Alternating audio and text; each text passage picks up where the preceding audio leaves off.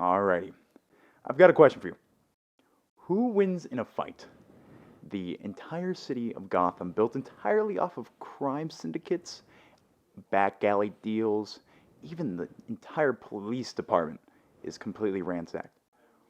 Or two guys, one of them having pajamas and existential daddy issues, and then the one guy that has extreme bad smoking habits and just can't be a good husband.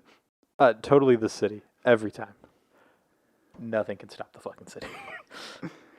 And that is the plot of Batman Year One. Yes.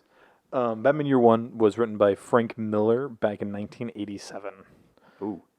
So it's a little old. I mean, it's gotten numerous movies made, like dozens of re-releases, reprints.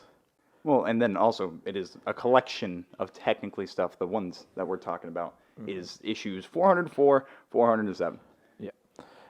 Each one obviously having its own title and kind of being their own chapters in the story. Like chapter 1, who I am, who I fuck, how I come to be. Who I come to be. The wording's not easy. War is declared, Black Dawn, and Friend in Need. You sound like you're reading from a script. A little bit. I'm trying to remember everything. It's not easy. Alrighty, so let's just get down right into the gritty of it. So, what is it about? Let's start with that. Yeah, absolutely. So at this point in time, Batman has spent 12 years. Well, I guess maybe not even Batman yet. Bruce Wayne has spent 12 years away from Gotham, training to become eventually the Batman. Obviously, Some rich guys just training to become Batman. pretty much without knowing what Batman is at that point. He's like, I got to train. So, like, why is he fighting then? Is he like just like? I mean, obviously, it comes from his parental issues or his lack thereof, I guess. We're getting to the existential daddy issues. My favorite Exactly. part. And so, yeah, it's definitely interesting that, like, when knowing that he spent 12 years away from Gotham, it's just kind of wild. Like, at what point did he decide, like, you know what? I'm going to go train in the mountains with random monks. So training 12 years, you said. 12 fucking years. He was able to get not only his amazing combat prowesses. Like, I feel like he's just kind of, I don't know. This character just sounds a little hard to believe. It's like it's not even real or anything like that. But building off of what you said, 12 years of being this Bruce Wayne that can kick ass and take names. He comes back and he decides that, like, yo, this crime needs to be cleaned up. Yeah, it's very interesting. It's like one thing is like it's more like 18 years, not just 12. 18, 6 of those years, he was still in Gotham. Still in Gotham, lamenting on the death of his fucking parents. And then another 12 years, but training. Training to take care of the city. After 8 years of wallowing in his own self-pity, he moved to the mountains that way he could take out all of his anger and listen to MCR as he's beating the shit out of a bunch of monks. I got that. Fucking totally. It's hilarious. Like, who came up with these numbers? What? But hey, he makes up for it though because he does start taking over, but not after his first time. His first time was horrid. Yeah, no, he comes back to Gotham and yeah, like we talked about earlier, the fucking red light district is a fucking mess. That whole scene where he's like, I'm gonna put on some makeup and I'm gonna go. Hey, the scar's cool. The scar is cool, yes. But at what point did he decide that he had the verbal and like weight of an actual criminal? To be fair, he had 12 years of pure just combat training. If I had that, that would go straight to my head too. I'm not doubting that. I definitely don't disagree, but it's hilarious kind of watching him walk into that situation, having really no clue what to expect, and then just go completely off the rails. It is a nice, different view, different perspective of Batman. Of course, it's not even Batman yet necessarily, but seeing Bruce Wayne be able to not know anything, to fail, fail is great. It makes good depth for the character. To be honest, I was just kind of watching him fail. That's what I was like kind of lamenting on. I'm like, this is great. I love watching a little bit of death. Depth.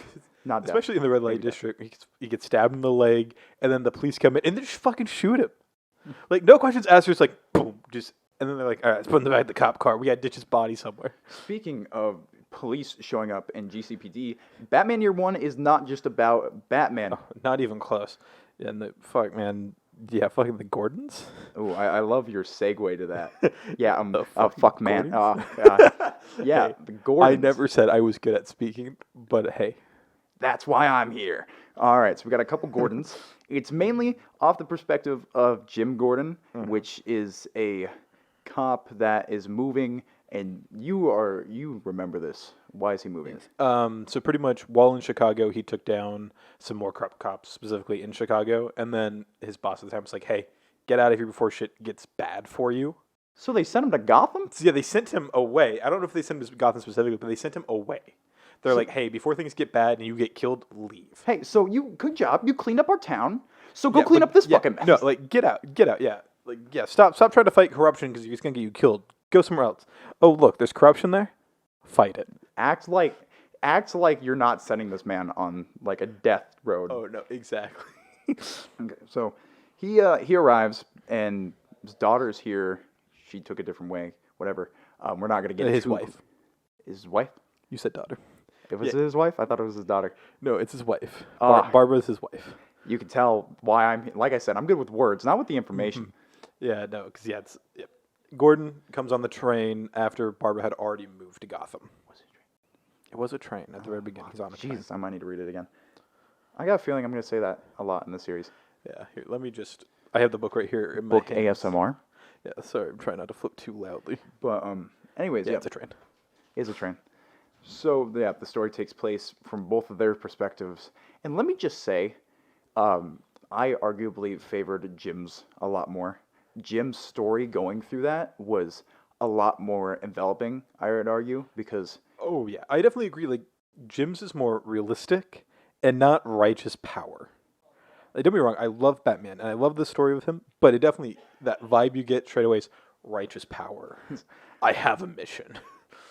and that's kind of funny because like I'm always thinking about like how it's like our obligations to do the good things. So like when I'm looking at Bruce Wayne, I'm like, that's great, that's cool, I like you, but like are we gonna talk about the fact that Gordon gets like several death threats, literally gets his shit rocked by his fellow corrupt police officer? Well, he's not saying that implies that he's corrupt. He's not corrupt, but his fellow police officers just absolutely destroy this man. And even so, with all the like the shit hands he's been dealt, it's not more of a I come out on top situation. It's a I'm gonna clean this up so there's no other situation to have. That Yeah, makes sense? no, like, the wonderful example that like you can mention is that the cops at this point in time, his Barbara's pregnant. Gordon has been in the police force for a couple months, and he makes one of the cops look dumb as fuck in front of everyone on the news. They are. But then they're like, we got to put him in his place. So they one night while he's going to his car, they come up behind him and just beat the shit out of him with fucking baseball bats and shit. 8 Mile on your ass. Yeah, and they just pound the shit out of him, and then they like, hey, stop before your wife gets hurt. Yeah. And like any rational man, like, I'm not gonna take that nicely. And so Mans doesn't even go home at this point. Gets in his car, grabs his gun, and then goes to the motherfucker's house. Then he rocks some shit. Oh yeah, he fucking waits for everyone else to leave and gets the one that obviously orchestrated the event to begin with, and just waits and just runs him off the fucking road. Correct me if I'm wrong, but was that Bullock? No, Flass. Flass. Okay. Flass. And fucking runs him off the road, beats the fucking shit out of him, and then leaves him naked, handcuffed with his own handcuffs in the fucking woods. So, I remember us talking about before this recording started that Jim Gordon was like more of a like good person, like more of a not corrupt cop, but I don't know if indecent exposure is really a good thing. And see, that's the interesting thing. That's kind of always the argument with Batman's comics in general is, where's the line? Do you fight fire with fire? Does it take some bad things to do a good thing? It's a very interesting argument the entire time.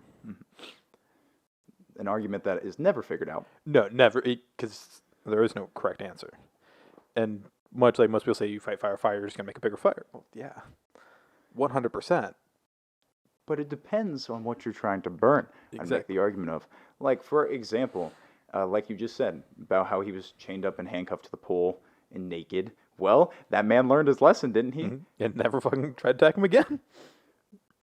But also, if we continuously do that, such as like Batman doing his killing the people, then it's not really who Batman is. That's like the whole point.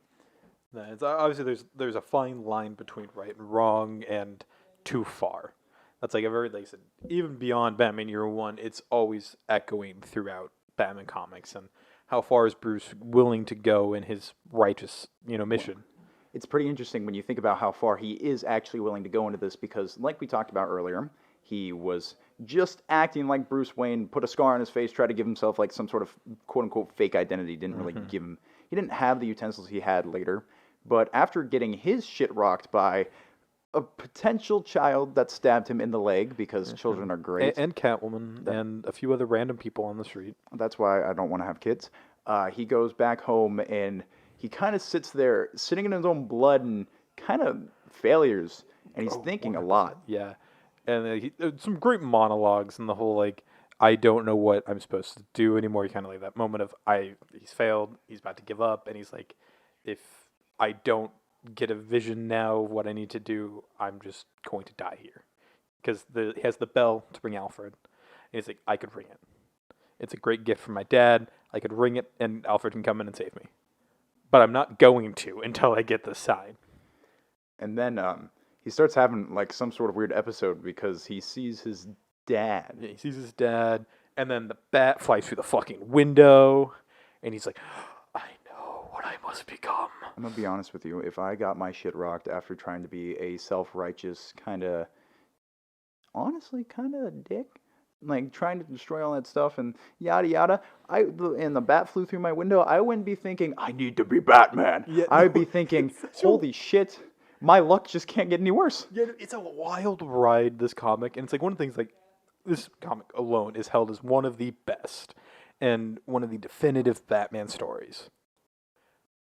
I personally love and hate it at the same time, because you get stuff like that, where if you look at it from an outside perspective, what the fuck is Bruce on? Like, what the fuck? One thing that I do want to make clear while we're kind of on the segue talking about Batman is how much Batman does not get credit for. Like, we always joke around, we talk about how Batman is a very smart man and he is very intricate and stuff, but when he wasn't, like, the first thing that comes to mind is the fight scene on top of the balcony. I'm pretty sure it was a balcony. Am I wrong? I couldn't remember which scene. Yeah, there's a fight scene that goes out between a total of 3 people. And what happens is Batman is fighting one of them or multiple of them, and one of them almost falls, so he has to catch them. He's holding him over the edge. So while he's holding him over the edge, the other 2 are like, grr, what the fuck? And they start like ganging up on him because they're like, oh no. That scene, yep, right there. Yeah, they're on the. And what I love about that scene so much is it shows Batman's character. Batman doesn't want to kill people. He doesn't want to harm, well, he wants to harm the bad people, but he doesn't want people to die. He wants them to be served justice because of what happened to his past. He also wants to instill fear. Let them know that someone's here after them. But also, he doesn't want to be known as a killer. So when the guy almost falls off the balcony, he is holding onto him to try to bring him up. But then also the 2 other guys are still rocking his shit, not caring about their buddy down there. I mean, they might not be buddies, I don't know. But all I know is that that scene really helped expose, like, how much Batman really has to go through, I feel. Because Batman is known as the guy that preps a lot, like I said earlier. But he's also had to go through it. It's not because he's like, oh, I'm paranoid. It's, no, I know this is going to happen kind of thing. Mm-hmm. It is, like I said, I definitely agree with you. There's a lot that people are like, oh, he's just overpowered. The writing's made to go his way. But, like, really, the writing has always gone really well for Batman in the way that, like you kind of said, he goes through it. He fails so much, and then he builds upon those failures to not make the same mistake twice. And that's the important part. I definitely feel that way for this comic. Failsafe, you can't survive a fall into the stratosphere. I'm sorry, that's not Batman. I love you to death, but like. But come on, those panels looked fucking awesome as hell. They look so good. I'm so glad I have it. But like, no, no, it's not how that works. And so, like, kind of like you mentioned, with Batman making mistakes, I would love to kind of get back to Jim Gordon, and the character that he is in this comic, like you kind of said earlier, is one that's kind of morally ambiguous at times on whether or not he's good or bad. And like the big part here is that Jim cares about his job maybe a little too much, right? Yeah. Like when you go in with the intentions, like you start reading the first part and it talks about his family. That's what he's really like advocating about. And then as the story kind of progresses, you kind of watch him grow a little bit away from that with the job, like you were saying. Yeah, like he's just so hell bent on focus on work. Like I think at one point he says like he hasn't been home like a week or 2 weeks. He's just been at work that entire time, just sleeping in his office. I am fairly certain that those guys knew what they were doing when they said, "All right, get out of here, go to Gotham, good luck." And I mean, one of the interesting things here in the story is that like I said, Jim Gordon is not a perfect man, Hey, and he's pretty good. he meets this one girl Oh yeah, this part. at work, and then they have a slight affair. It was only a little bit of like kissy kissy smooshy smooshy. Yeah, but I mean, just a small affair. Well, you shouldn't do that. No, definitely not. And it's like I said, it's not a good thing. It's not, and I'm not saying Gordon's a good man for it, but it's definitely interesting because then towards the later part of the book, again, he's trying to make amends for it and everything, and it's very interesting. So, how much is a person allowed to get away with? Because like Exactly. he cheats on his wife. He's That is never very home. apparent. He treats her like crap because he's never there, Yeah. and then cheats on her. But then also, this is a guy that we're supposed to look at, and he is that like whole character of is he good? Is he not bad?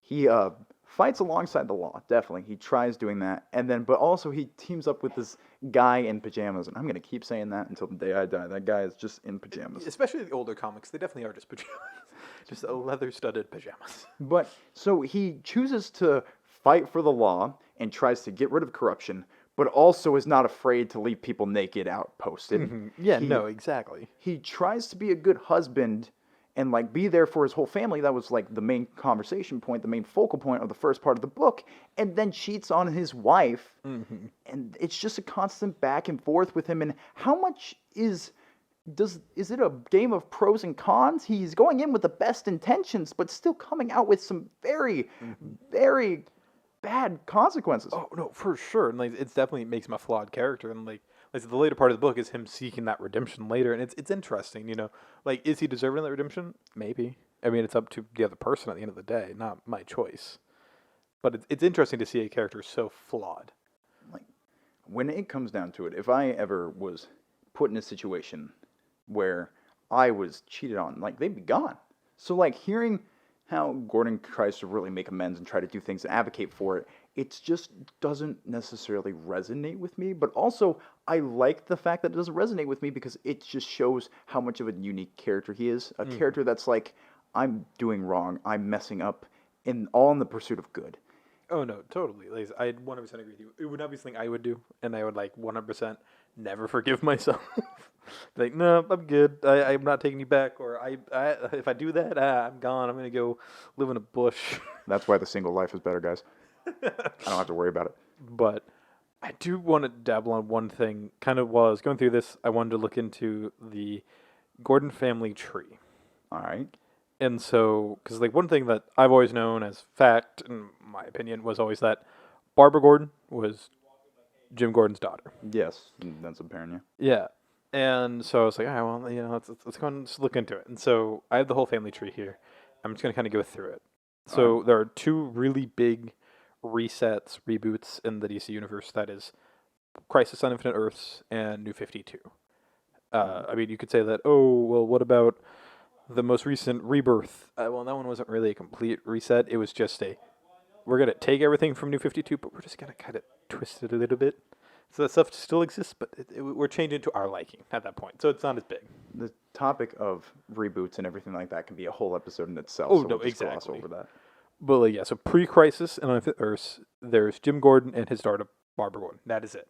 There is no other lines to it. Barbara Gordon is a 4 PhD fucking graduate, works at a library, and Batgirl. Like, she's fucking ridiculously smart and just Barbara Gordon. Not Batgirl in this story yet, but of course, No, because is she even in this story? Not even in this one. Yeah. No, exactly. So that's kind of like one of the things I was looking at, because in this story we have Jim Gordon and Barbara Gordon, husband and wife, not dad and daughter. But the way to differentiate them is Barbara Eileen Gordon is her full name, and that is the wife. And in this book, they have a son named James Gordon, which is actually Jim's full name.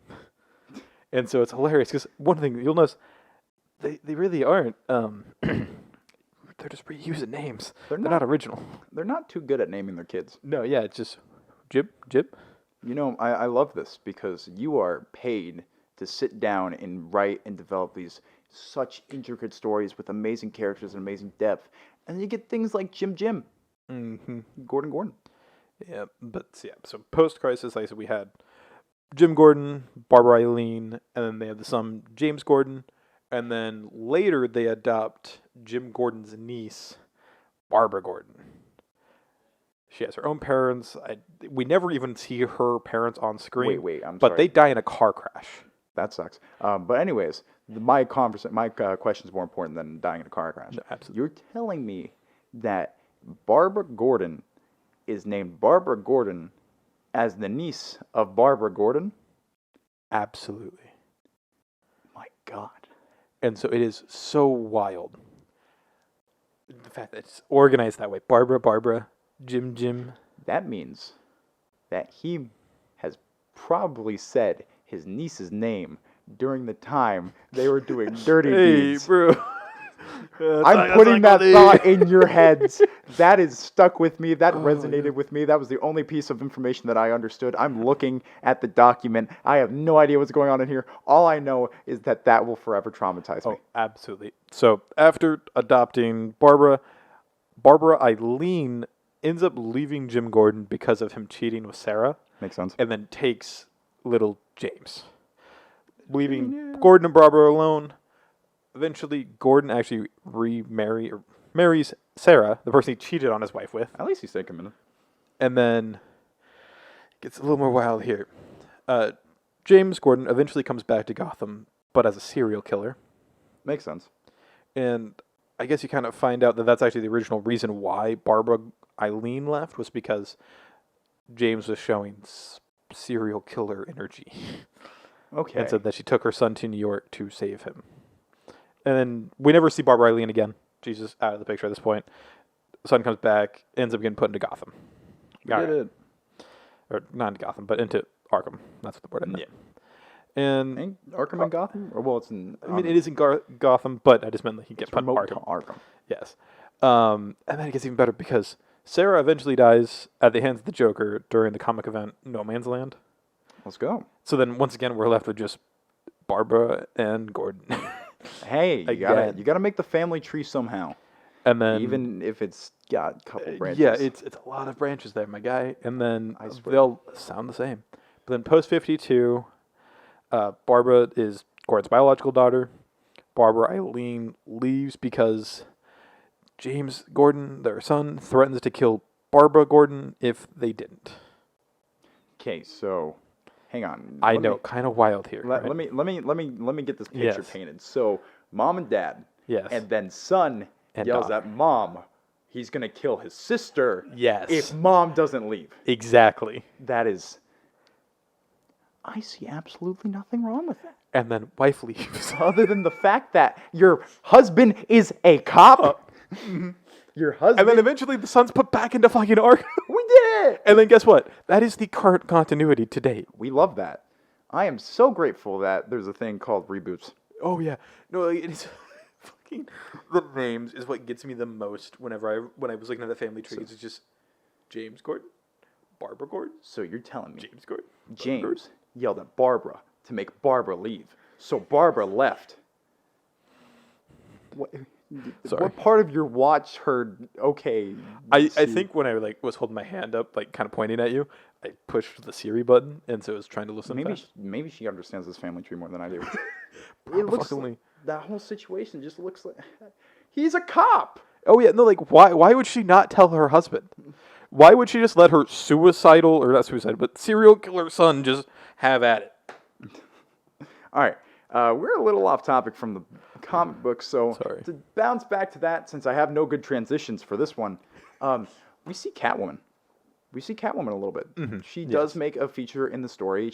I don't know how much of a segment she has, if I remember correctly. I think she has a fairly decent amount.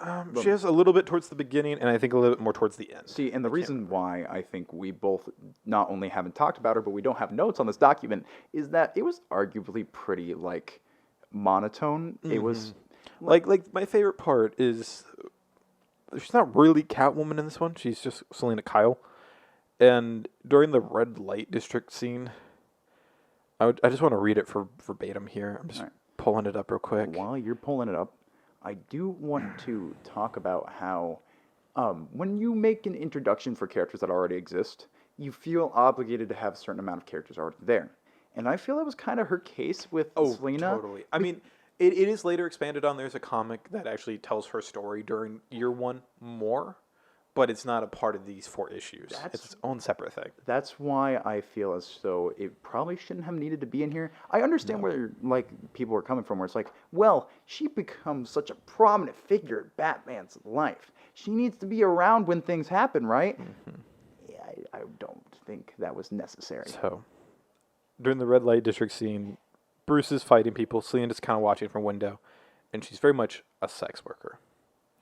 And like some of the dialogue is like, Selena, don't stop now. Selena, tell me why you hate us so. Oh, please. It's just fucking cringy ass dialogue. I was waiting for that to be in character, and I was about to just get up and walk away from the microphone. No, and so it's just like so weird and kind of out of place because like you kind of have like the small sexual innuendo, and all of a sudden it's like, pop. I am too much of a virgin to catch these things because I did not realize that she was doing anything like that. Yeah, no, it was more verbal sex work, but it's still sex work. Oh, she's one of those phone line helps you? Where No, it's like, I mean, he was in the room. She was just not paying him any attention.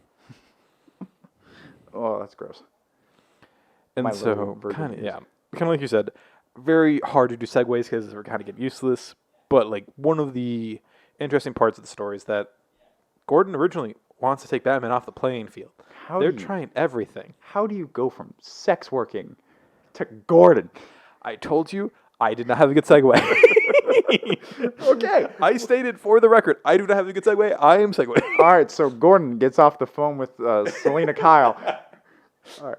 But anyways, Gordon's trying to get him off the map. Yeah, definitely does not want Batman for anything. And, like, they're trying everything they can to kind of bring Batman into the light and stop him. And so there's a whole lot of, like, scenes where it's, like, Sarah's, like, oh, running around the street, like, oh, no, someone stole my purse, help. And then Batman doesn't show up because he's not that fucking stupid. And Gordon's like, fuck, I did it again. Oh, no. How dare this man have common sense?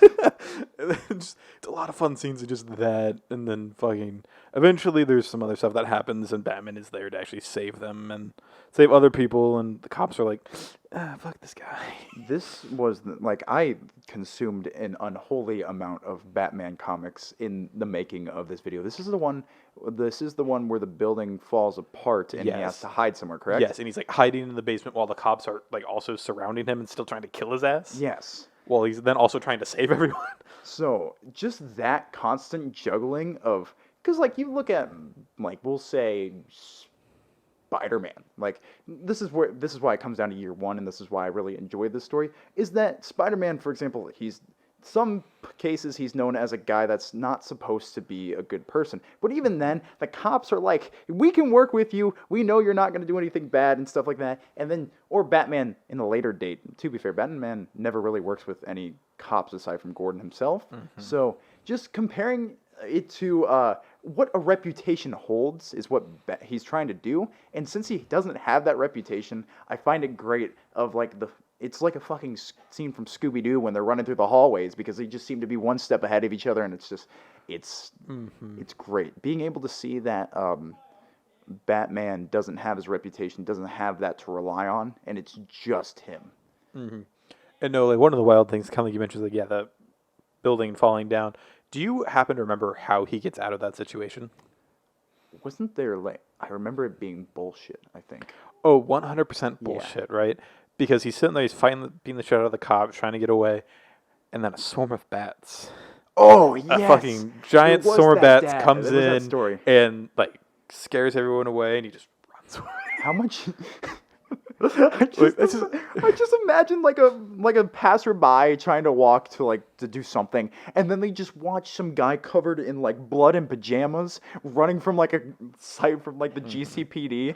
It's so bad. I love it. I did say wrong. She does end up actually, Selena does put on the Catwoman suit in this comic. I was worried that you were going to go back to the sex working, and I was like, I don't need to No, hear no, any no, more sir. of this. No more sex work, hopefully. No more.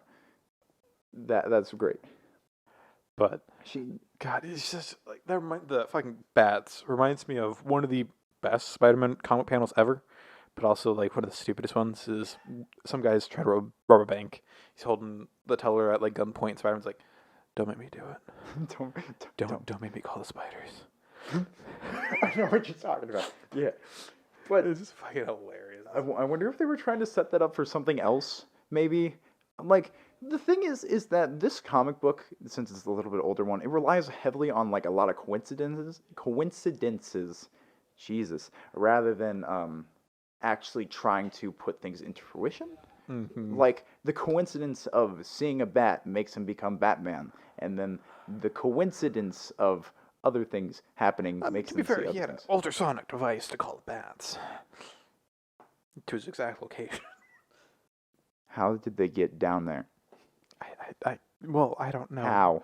I can't How? tell you. They're fucking bats. They're rats with wings. The weasel would have made more sense. Can we get a weasel man? I mean, kind of. I mean, that kind of exists in Cockroach DC, actually. man. And so, Oh. I kind of want to wrap this video up. We've gotten very sidetracked and everything, and a lot of stuff like that. Obviously, the comic ends with, like I said, Gordon trying to make amends with his wife. And that obviously goes to shit when the mob's like, take him. Fucking takes the kid, beats the shit out of the wife. Gordon tries to save his son. Obviously, Gordon can't do it, so Bruce has to do it. Oh yeah. Well, Fucking saves his child while it's falling off a bridge, gives it back, and like at this point in time, Gordon Gives it back, 100% gives- sees his face. And so it's like very much to the question like later is like, does Gordon know that Bruce Wayne is Batman, or is he pretending? But it's like that's pretty much where the comic ends. Is Bruce Wayne saves the child, gives it to Gordon, and then they just fuck off. Gordon's on top of the fucking building later and is just kind of monologuing about how ever since Batman showed up, we've got new things like the Joker. God damn it, he's fucking smoking his pipe. he's smoking a pipe. I'm pretty sure it was a pipe. Yeah, pipe. Yep. Well, overall, the story was a pretty fun read. Definitely it aged pretty good. Like, Oh yeah, like I said, I definitely like I said, despite how much shit I give it, it is honestly one of the best Batman stories. It definitely does a very good job at setting up the characters and giving them depth. mm-hmm. I will say, I prefer Batman Year One over Frank Miller's other best-known work, The Dark Knight Returns.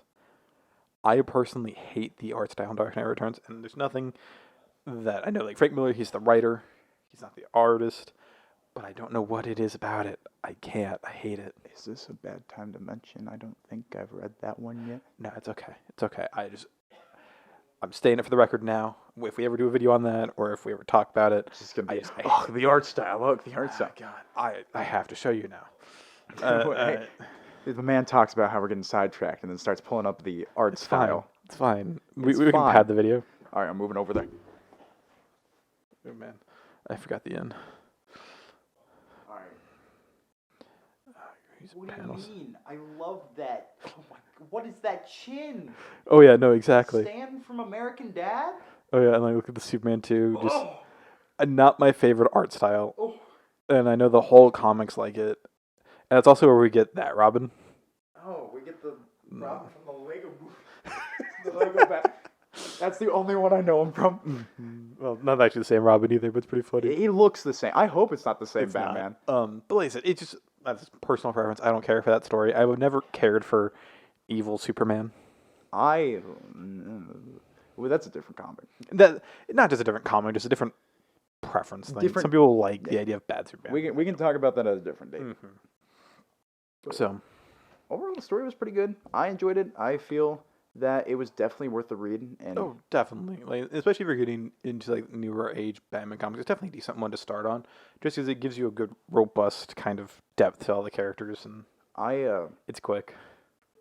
comparing it a little bit, like I know we're trying to wrap it up, but comparing it a little bit to Earth 1, Earth 1 is kind of like a different version of the story. I like this one better because that one focuses more on theatrics. It's like, we already know you know Batman, so we're not going to worry about Batman. We're just going to go straight into I it. definitely understand that. Like, and sometimes that's a good thing to do, though. It's like when a character, especially Batman, has existed since the fucking 60s. We all know him. If it ain't broke, don't fix it, though. Exactly. Like, we don't always have to like keep retelling the origin story of Batman, much like Spider-Man. You know, we know it. Get to the point. Yeah. Like, I can understand that to an extent. Sometimes it is nice, and especially if you're trying to change continuity, like at the time Frank Miller was. I definitely agree with rebooting at times. It does work, and it is a good thing. My personal, my personal opinion on the story, solid 8.5 out of 10. Solid 8.5. To be honest, I really enjoyed how much you see the character struggle. I think that's another reason why I didn't really care about Catwoman all that much. It's just like she was there, she was not. She's just a toss-in character.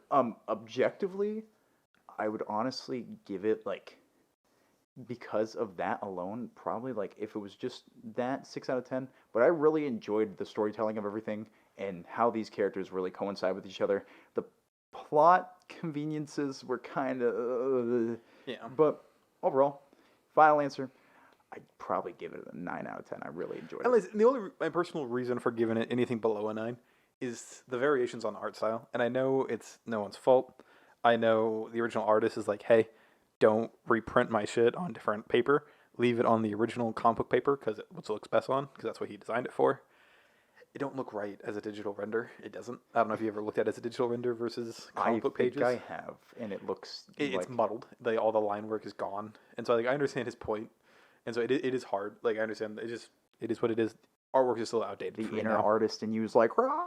Yeah, and at this point in time, it's a little outdated art. Like, if it was more recent, if we had a retelling with like modern art and like the detailing that some of the artists can do now, solid 10. I can agree with that. And we'll say that wraps up the video. If you enjoyed, smack that like button. Don't do Bye-bye. that. That's someone else's thing. If you enjoyed the video, a bat will fly through your window and tap that like button for you. Oh, fuck yeah. Let's go. Bye-bye. Subscribe if you cheat on your wife.